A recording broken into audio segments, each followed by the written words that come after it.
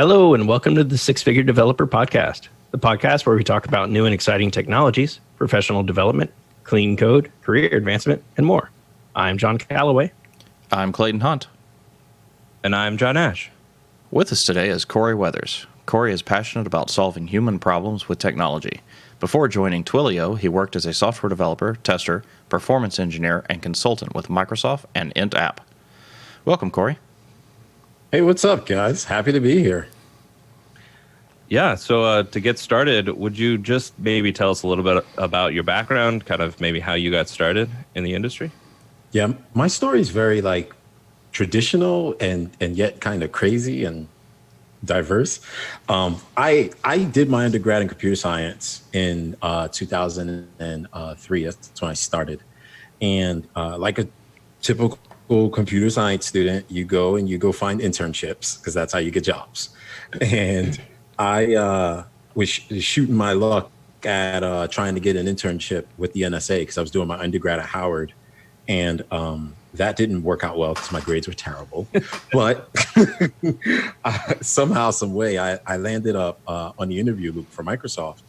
And I got my very first internship with those guys in 2005, which led to a second internship in 2006, which bizarrely took me to the IRS, all doing software development. Yes, this is like the right reaction. After spending some time at the IRS over my last year, I was like, no, I can't do this. I'm going back to Microsoft. So I went back to Microsoft and joined a rotation program that allowed me to do anything we pretty much chose over the course of 2 years. And because I had been doing internships, all software development focused, I was like, let me use this as an opportunity to do something completely non-CS related. And by the end of the 2 years, I touched business management, developer evangelism, program management, which I guess today is product management, and this weird role that they had called solution architect. And that all went well. And then I realized, I really want to get back to code. So from there, my journey pivoted hard right back into code. I became a tester and then a test lead and then a tester again, all in Microsoft IT and in Windows and in PowerPoint. And by the time I finished up in PowerPoint, I was like, okay, I really want to get connected back to people. And that took me to Microsoft Services, where I became a test consultant. And did all of that. Okay, so that all happened over I think 6 years or something like this. It's craziness. But after all of that, I was like, no, I want to actually have a kid and be home and all the things. So, after getting off the road from doing the consulting gig, I joined IntApp as their first and only performance engineer. And by the time I finished up at IntApp, I went to Twilio to become a developer evangelist, because the thing that I've realized in all of my jobs, I love building code so that I can show it off to people.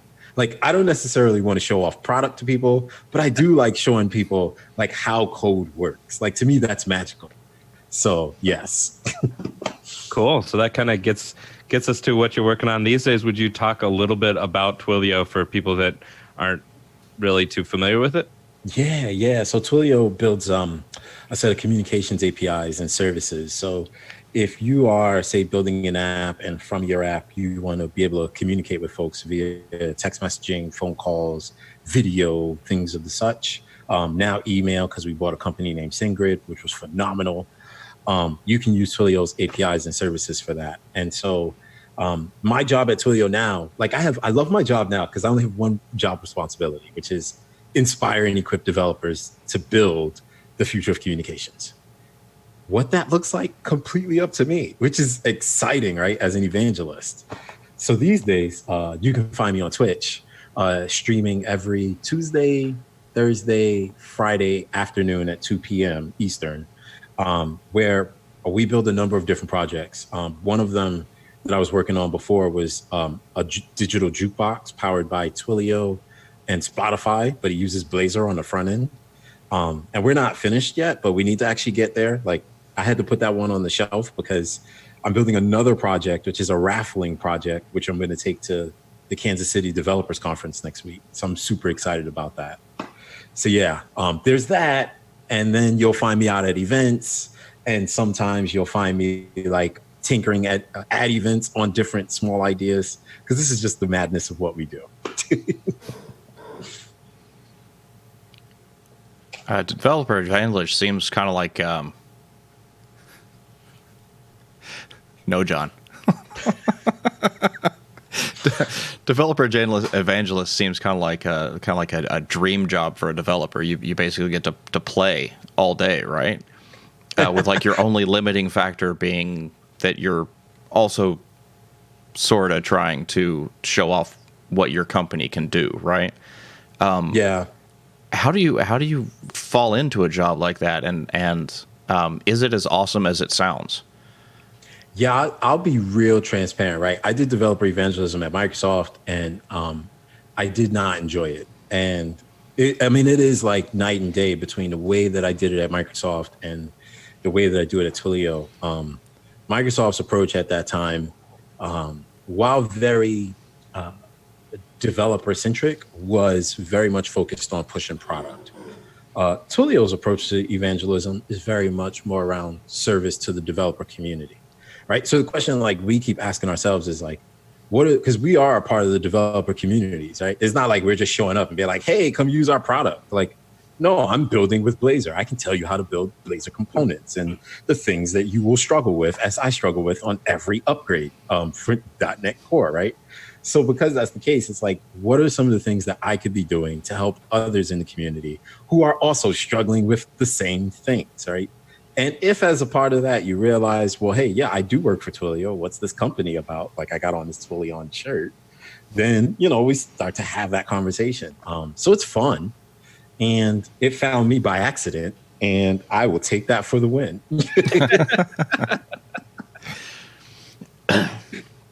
The thing that John was trying to get me to ask, I guess I'll go ahead and ask it or present it.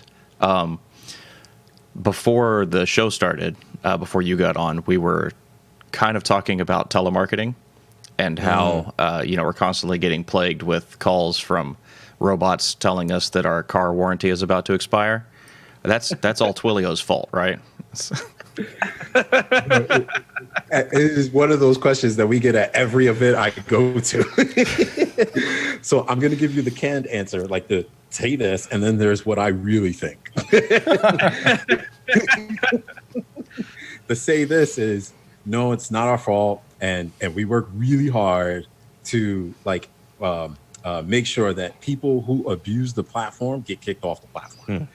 The thing that most folks forget is like, yeah, we have the software side of it. So sure, you can send a text message with like 2 or 3 lines of code on our end, but then we still have to connect up to the phone companies.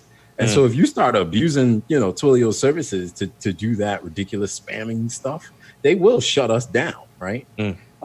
So there's like the canned answer, what I really think. So it's funny. So our CEO just published the first of a series of blog posts. And when I say just, I'm totally lying. So he posted this blog post, I think like a month and a half ago, where he talked about like why the industry is the way that it is and why people can get away with spamming and how like leaders in the industry can make changes. And so what I appreciate is, yes, while we do kick people off who abuse the platform, the other side to it is we're also trying to say, no, this is how we can change the industry, as opposed to people continuing to get calls saying that they owe some ridiculous fees on a car warranty that they no longer or ever had. Very cool. Yeah, I guess that's kind of the difference in a lot of the applications, frameworks, libraries out there, is that many of those companies and or products or software applications are just released into the wild, and it's up to the individual teams to implement it. But Twilio is providing an API to the service, and so that you guys can really kind of monitor the usage and determine whether they're using it in good faith, right? Do you guys have a very strong usage agreement, or how does that work? Yeah, our user policy gets updated a lot. And the thing that I always point to as an example is when all the madness went down in Charlottesville, our CEO, who's Jeff Lawson, he's notorious for making like extremely bold statements and forcing us to live those values behind the statements. And one of the things that he said was,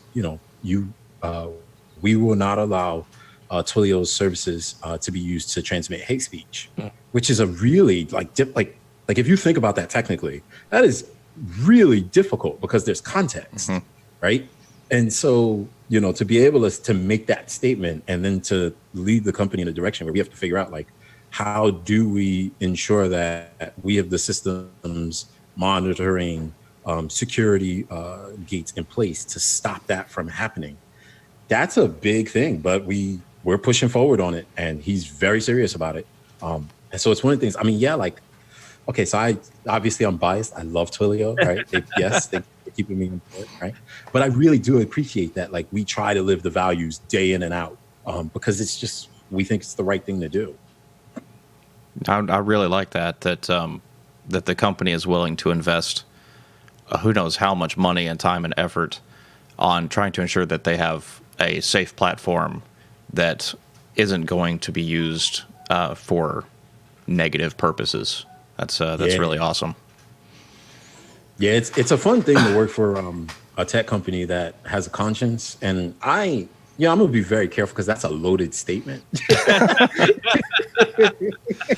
Right? I mean, every tech company wants to make money, sure, and every tech company should want to do the right thing, and the two don't always, agree with each other.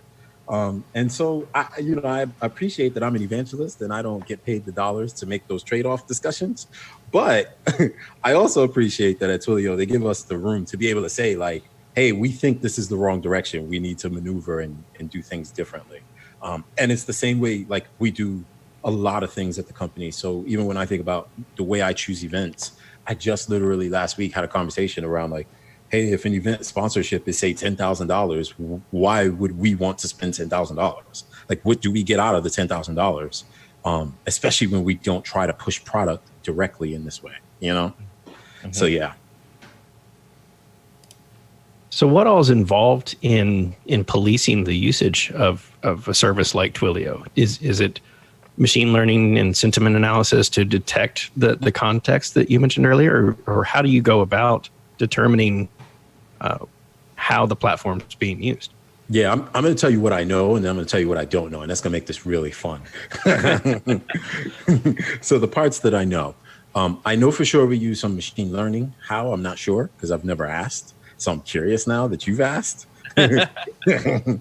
I know for sure that there is regular monitoring of some specific communications. Like, obviously, there are some accounts where like, for instance, Uber is a customer of ours, right? So we want to already have some regular monitoring in place to make sure that those customer relationships are taken care of. The rest of this, I have no idea of.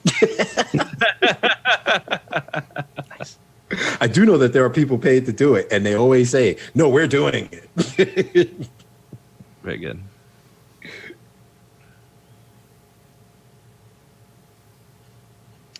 I know that one of the areas that you sort of reach out to the community is with live streaming on Twitch, and you do that like what, 3 times a week or something like that. Would you talk to us a little bit about sort of what how you got started, what kind of drove you in that platform, and what that's been like for you? Oh man, that's been an adventure. Let me say, so I'm going to acknowledge my bias, right? I'm a guy who works in the developer culture. I mean, I look very traditional oftentimes on Twitch, where I've got on my hoodie and I'm sitting here thinking we're hacking away, right? Like, it's super traditional.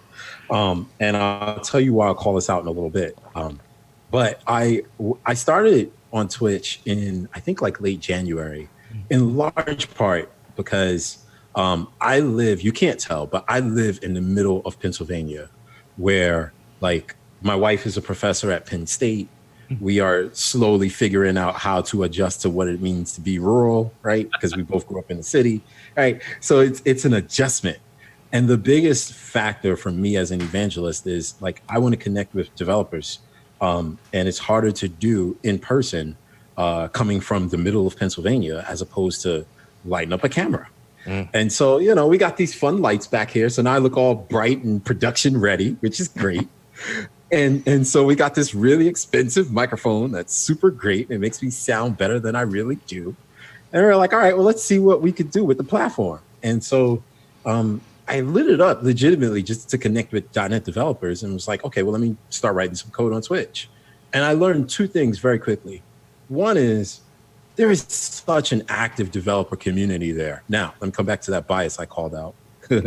Such an active developer community of which you don't exactly know what they look like. So figuring out like how do you target specific developers on Twitch? Yeah, that's difficult. Let's just call out what that is. But then the other side to it is, and then there's the community of streamers who for me have been just very welcoming, very gracious, very helpful in terms of recommending tips, tricks. I was super proud the one day that like someone they came to my stream and they tried to troll me on the stream because I was like, oh man, I've gotten important enough to be trolled. Yes. Right? Like that was like, okay, I'm starting to do a thing here. And with Twitch, it took me, I think like 4 months or maybe 3.5 months to reach I guess there's the basic streamer and then there's the affiliate streamer and then there's like partner level streamer. And I've reached the affiliate level streamer pretty quickly. I think they set it up that way. But it's been great because now I get different ways to connect with the folks who watch the stream. And so we've now branched out from just Corey lighting up his camera to now Corey doing different types of content. So one show is all about me coding. Another show is about us bringing new developers into the world of .NET development, thanks to Twitch, and answering some of those newbie questions very practically. Like I hate, okay, this is a long answer, but I hate the ones where it's like, hey, welcome to, C# and .NET. Let's do Hello World. Like, no one's doing I mean, like, who the hell really is building 8 different iterations on Hello World? Like, that just doesn't work. Yeah. Right. So, like, let's do something real. So we have one show for that. And then we have another show where it's all about like, okay, well, how can we feature other voices? So we're developing that one now, trying to figure out like, how do we get others' stories spotlighted through our community on Twitch? So it's fun. That's really cool. How do you like prepare for, especially like, let's say the one show where you're like, I mean, obviously you probably have some sort of project that you're working on, but have you found like talking in front of the camera just to be real natural? I mean, you're obviously very natural in this interview, but how do you prepare for that, and how do you like sort of keep that going? Yeah, it is hard. I won't lie. Like there's a lot of work there that most people wouldn't even realize. Like for instance, these cameras, I got the lights on, right? It's hot in here. So you always want to make sure you have water close by. And that is completely not technical. It's just get a cup, bring a jug of water, keep it close, right? But don't drink too much because then you have to run to the restaurant. But it is a thing where I've now learned to set aside time both before and after stream. Before the stream, more so to focus on content, and I lay out my show a little bit so that way I can set up objectives. And then during the show, the one piece that I'm still always working on is like, how do we continue to engage the chat room? Because the chat room is such a big feature of Twitch that, like YouTube, folks can leave comments, but engaging in the chat way that feels very interactive is just not the same. And so engaging with the chat room is a thing. And then after the show, I take no meetings. Like you just spent 2 hours or 4 hours writing code, talking to people, answering questions, dealing with bugs, dealing with bad documentation. You do not want to talk to anyone. So just don't. Okay. Yeah, I started actually tuning into your Twitch show in the last couple of weeks and was really enjoying the way that you were approaching solving particular problems. And I think 1 or 2 episodes were strictly devoted to those new to coding in general. So, what have you found to be what people like the most and is more engaging? Is it contributing to part of the project on GitHub, or is it communicating on dealing real world problems, or just the pure newbie type episodes where you're thoroughly explaining everything, every step you're taking? Yeah, no, that's a good question. There are two things that I've seen, and one that just has failed miserably. And this is actually interesting. The one that failed, because that's easy, is I thought, like, we did a couple of DevOps episodes, and I was like, oh yeah, this would be great. You know, people be interested to see, like, well, let's really see what DevOps really means. Oh my God, the engagement for that one was terrible. And some of that I think is because of the tooling, because we were using Azure DevOps and it's just not as well documented in some places. And I do. I understand. Good. So John, you get it. I'm just going to leave that there. We'll let people form opinions. But then the other side to it that has worked really well, definitely the newbie one. So the series Zero to Hero is all for the folks who are brand new. And the intention is to take you from zero to hero status, confidence-wise, right? And what's been fascinating is people will jump into the chat room and just be like, oh my God, I'm learning so much. Or, man, can you explain this specific thing? Because I see that you did it, but I don't understand why. And I always tell the chat room, like, slow me down, keep me honest, because, you know, my muscle memory will have me just doing things that I'm just used to doing after now doing this for 15 something, you know, some odd years. But that's been fun. And then the other side to it is people love when you struggle, which is absurd. Like, I can't believe it. How dare you, like, take pleasure in me, like, not being able to get my code to run. But they love to see the struggle. They love to see you kind of go through and find solutions. And so I think those two have made this very rewarding for me. Now, as to what that means to Twilio, I have no idea.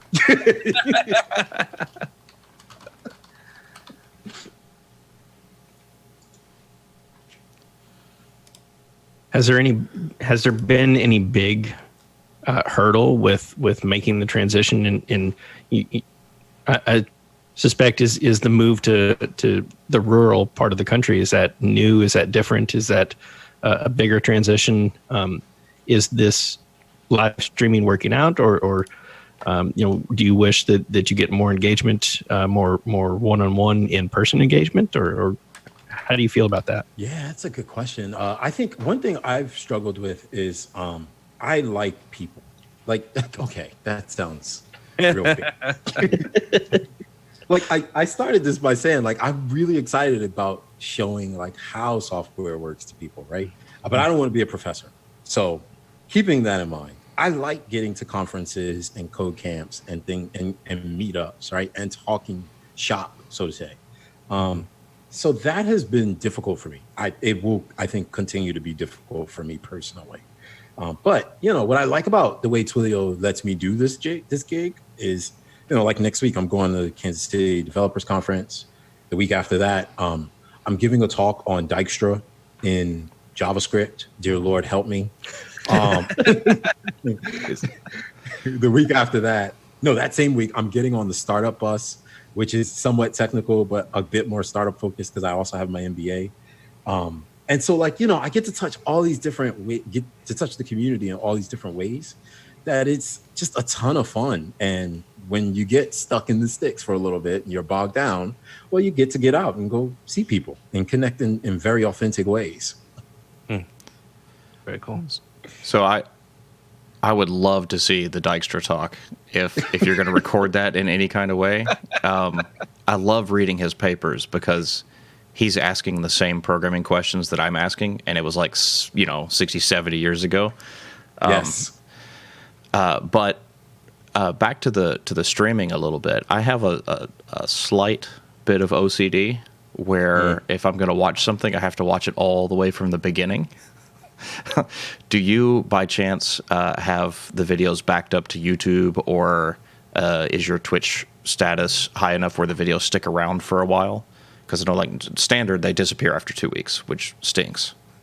Yeah. So I learned this trick, which is if you connect Twitch to Amazon Prime and you're not an affiliate, you can upload your videos for 60 days. And I have an Amazon Prime account. So I did that like 2 weeks ago. And of course, I had already been affiliate, but I didn't activate it because, you know, I don't pay attention to things. So then I was like, okay, well, let me go activate it. And then I realized, well, if I download and then re-upload the videos, they stay around permanently. So I'm in the process of doing that for all of the content, at least that we've already streamed. But then there is the YouTube upload, and the YouTube story is a little bit weird. So the only thing I'll say is we haven't figured out where to put it on YouTube. Like, I know that sounds crazy, but because I do this like for my day job, ideally you'd think, okay, we'll just stick it on Twilio's account, which obviously we're a developer focused company. So yes, that would make sense, except we have a lot of other videos on our Twilio account. So it's really hard to determine, that same question. Are you reaching the developers that you really want to by putting this video on that channel? So then it goes, well, stick it to my personal account, but I have no brand. No one cares about Corey, so to say. They care about Twilio. So we're trying to figure out like what the YouTube story will be. But in the short term, they will be on Twitch. That is something that I need to complete this week, actually. Okay. Awesome. Cool. So to kind of take it in a little bit different direction, one of the questions we ask all the guests is to see if they could give just some words of wisdom to people that might be just getting started. Think back when you were getting started, what was a lesson that you would have loved to have, someone handed you with all the experience that you have now. So what might you tell those listeners? To sleep on it. God, I know that sounds crazy. So it is legitimately like you get these problems sometimes, and it's the IDE acting up, or it's the compiler doing something weird that you didn't expect, or it's your code that's just terribly written and you're like, I have no idea how to debug this, or it's your code that's very well written and next thing you know, you're like, wait, who did what with what? No, you're not supposed to do that. The function wasn't written that way, right? So it gets really hard to troubleshoot these kind of things. And when you're sitting there, I remember sleeping in lab. That's why I said sleep on it. I remember sleeping in the computer lab in undergrad and waking up at like 3 o'clock in the morning being like, I found the answer. When you struggle with something and you really are just at that point where you've been going at it and it's just been this constant boulder push, just let the boulder roll backwards and sleep on it. And in the morning, I promise, or in the afternoon, whenever you decide to go to sleep, I promise if things will get clearer. Awesome.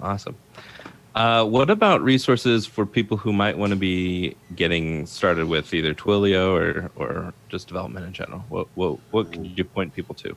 So the Twilio answer is fun. We built this game called Twilio Quest. And Twilio Quest is like, if you could take the graphics of Super Mario Brothers, combine it with challenges that allow you to write code and earn points and swag and things of the such, that is Twilio Quest. And I promise you, for every developer, there is a path. So I usually say to folks, if they are just trying to explore Twilio, just to get a sense of like all the things that we do, or if they have a specific use case, like super specific, and they want to understand how one of our products works, twilio.com/quest. That's the Twilio Quest URL. Now, for folks new to developing, so I've been playing around with HackerRank, and there's another one I just found out about. It's another site that allows you to do coding challenges and earn points as you go. And I really like these sites in large part for two reasons. One is, like, I went to undergrad, right? And I paid way too much money in today's dollars to get my computer science degree, when now I could just go to YouTube and hear all the people tell me the things, right? And so, like, they could do the same thing, except YouTube videos are also terrible sometimes. And so what I like about HackerRank very specifically is they have like the content, but then they also have a tutorial. And so if you walk the tutorial step by step, you will figure these things out. So I'm a big fan of HackerRank and sites like HackerRank. I always recommend that. Now, you didn't hear me say Stack Overflow because it's just a part of the toolkit now. It just is what it is. Yep. Very cool. And you mentioned you're going to be at the KCDC. Kansas City Developers Conference. Do you have any other conferences that you can plug? Speaking engagements that you might be coming up here pretty soon?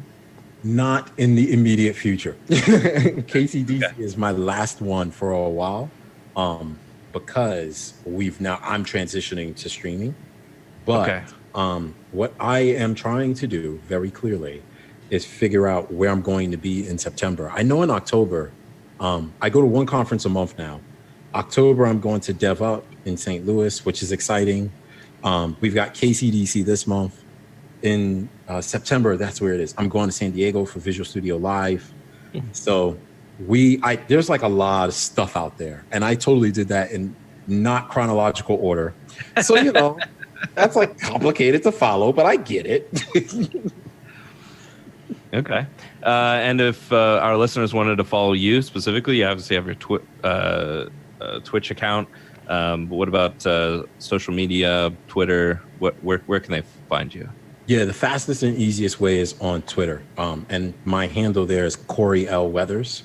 And then if you did want to catch the Twitch stream, which I'm excited to be lighting up this week, it's twitch.tv/ the letters CL and then W spelled out. So DUBYA.